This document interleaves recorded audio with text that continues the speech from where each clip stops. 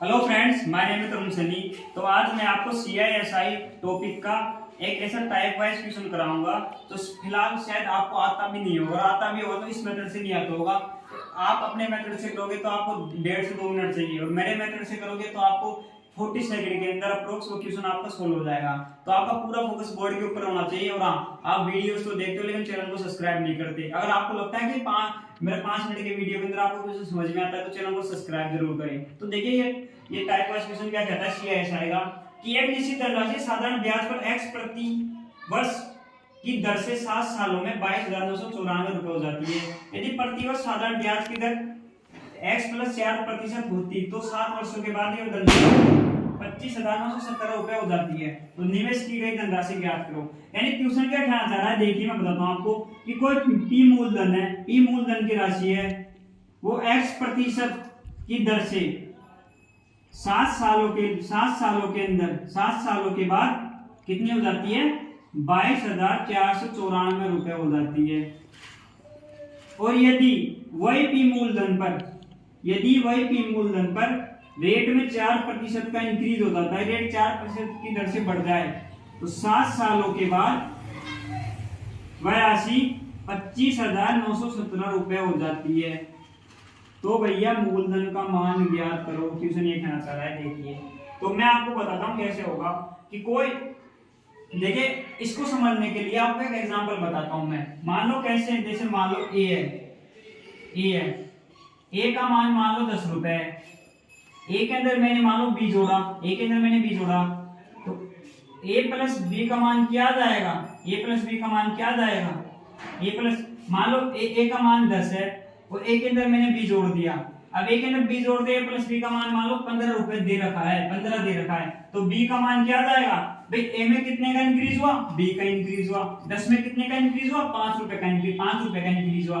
तो ये 5 रुपए का जो इंक्रीज हुआ भाई वही तो बी का मान है। भाई ये 5 रुपए का जो इंक्रीज हुआ है तो वही तो बी का मान है। समझ में आ गया आपको, समझ में आ गया ना। भाई ए का मान 10 रुपए है, ए प्लस बी का मान 15 दे रखा है, ए में बी जोड़ देंगे तो ए प्लस बी का मान 15 हो जाएगा। तो बी का मान क्या आएगा, ए का मान 10 रख दो, 10 प्लस बी बराबर 15, बी इधर रख लो, बी को उधर, ए को उधर ले जाओ, 15 में से 10 गया तो 5, बी का मान 5 आ गया। समझ में आ गया। तो इसी प्रकार देखिए कि मैं क्या कहना चाह रहा हूं आपको, इसी प्रकार देखिए इसी मूलधन पर x% की दर से कोई राशि 22,994 है। यानी ए का मान 22,994 रुपए है। समझिए आप, ए का मान उधर ही समझाता हूं मैं। देखिए ए का मान 22,494 रुपए है। समझ में आप, और मान लो ए का मान ये है, अगर यहाँ पे रेट लग रही है x% की दर से, अब मान लो एक इसके अंदर इंक्रीज हुआ, कितने का इंक्रीज हुआ, मान लो ए का मान इतना दे रखा है, इस ए के अंदर इंक्रीज करते हैं अपन। देखिए ए का मान कितना है, x% की दर से 22,494, और यहाँ पे x यानी x प्लस 4% की दर से, यानी रेट में कितने का इंक्रीज हुआ, 4% का रेट में इंक्रीज हुआ। भाई x प्लस 4% की दर से रेट में इंक्रीज होता है। यानी क्वेश्चन क्या कह रहा है कि 4% का रेट में इंक्रीज होता है। तो कितने सालों के लिए होगा, 7 सालों के लिए तो हो रहा है। तो 1 साल के लिए 4%, 7 सालों के लिए कितना होगा, 728%। यानी 28% का इंक्रीमेंट हुआ, इंक्रीज हुआ, 28% इंक्रीज हुआ, 28% इंक्रीज हुआ ना। 28% इंक्रीज होने की वजह से 22,994 का मान 25,917 हो गया। समझे आप, ये 28% यहाँ पे इंक्रीज होने की वजह से 22,994 का मान 25,917 हो गया। तो 28% का मान क्या होगा, इन दोनों का अंतर ही तो होगा।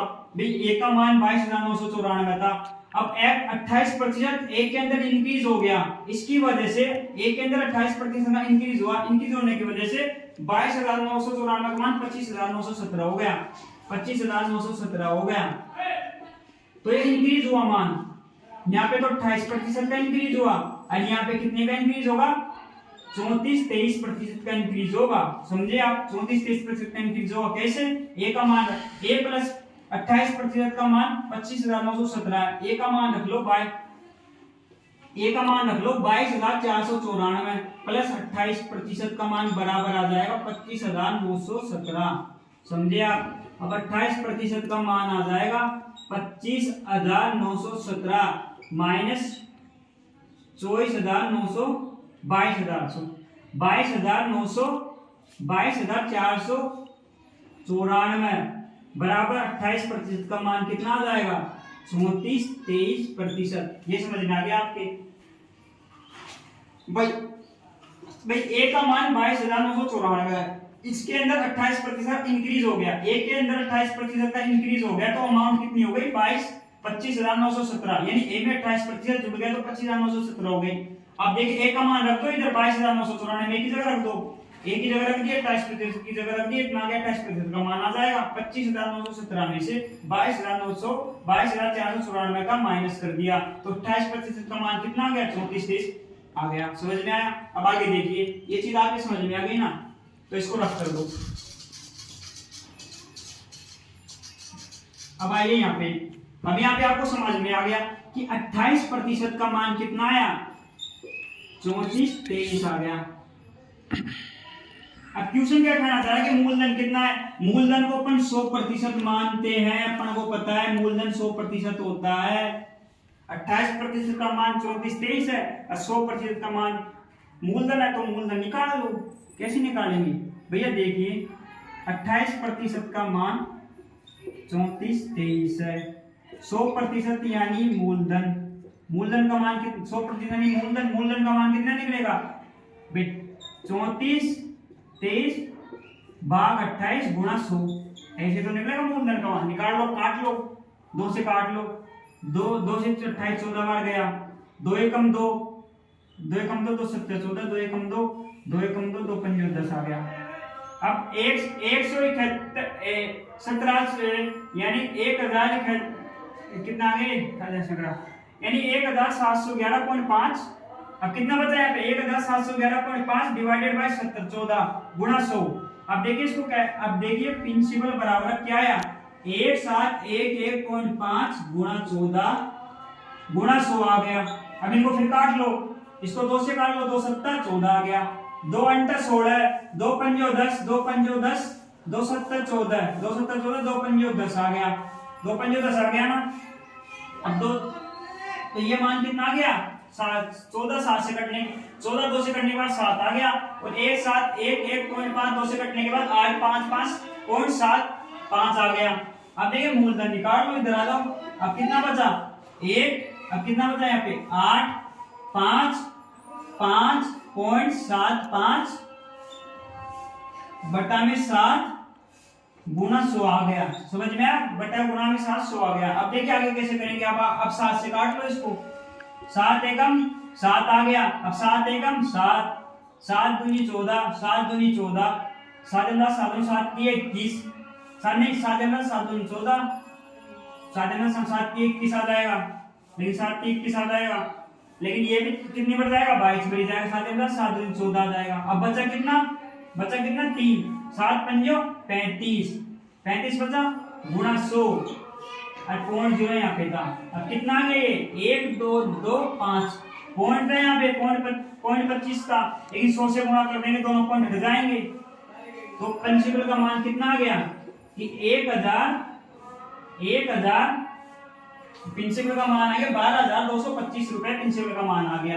देखिए कितना कॉम्प्लिकेटेड क्वेश्चन था, मैंने कितनी तरीके से आपको कराया, वो तो मैंने आपको समझाने के लिए इतना टाइम ले लिया, कंज्यूम कर लिया, लेकिन आप इस मेथड से करोगे तो 30 से 40 सेकंड के अंदर आपको क्वेश्चन हो जाएगा। देखिए करना क्या है, कुछ नहीं, सिंपल से मैं आपको वापस रिपीट करता हूं कि क्वेश्चन में दे क्या रखा था। क्वेश्चन में देखा तो पी राशि मूलधन राशि थी, तो x% ब्याज की दर पर 22,494 रुपए हो जाती है, तो 7 सालों के लिए हो जाती है ये। तो अगर रेट के अंदर 4% का इंक्रीज हुआ, कितने सालों के लिए हुआ 7 सालों के लिए हुआ, 1 साल के लिए 4% का इंक्रीज, 7 सालों के लिए 28% का इंक्रीज। 28% का इंक्रीज की वजह से 22,994 रुपए की राशि 25,917 हो जाती है, तो 28% का मान कितना आ जाएगा, इन दोनों का अंतर आ जाएगा, 28% का मान आ गया 3,423 रुपए आ गए। अपन को पता है कि मूलधन 100% होता है, तो 100% का मान निकाल लो, 28% का मान 3,423 है, 100% का मान निकाल लो, 1% का मान आएगा 3,423 भाग 28, 1% का मान आ जाएगा, उसको गुणा 100 से कर दिया तो 100% का मान आ जाएगा। अब देख लीजिए इसको काट लिया, 28 को 2 से काट लिया 14 पर, और 3 4 2 3 को 2 से काट लिया 1 7 1 1.5 पर। अब आगे आ जाओ, अब फिर इसको 14 को 7 से 2 से काट लिया 2 7 14 है, अब 1 7 1 1.5 को 2 से काट लिया 8 5 5.75 आ गया। अब आगे देखिए, अब क्या बचा 8 5 5.75 बटा 7। अब इसको 7 को 7 से 1 बार काट लिया, इसको पूरे को 7 से काट लिया, 7 1 49 7 2 14, तो इसको 60 से काटा तो कितना आ गया 122.25 गुणा 100 से इसको गुणा कर दिया तो प्रिंसिपल आ गया 12225। तो देख लो मैंने कितनी इजी तरीके से आपको बताया। अगर आपको लगता है कि 5 मिनट के अंदर आपको तो ये इस टाइप से मेरे मेथड से आपको क्वेश्चन समझ में आया, तो चैनल को सब्सक्राइब करें, शेयर करें। Thank you.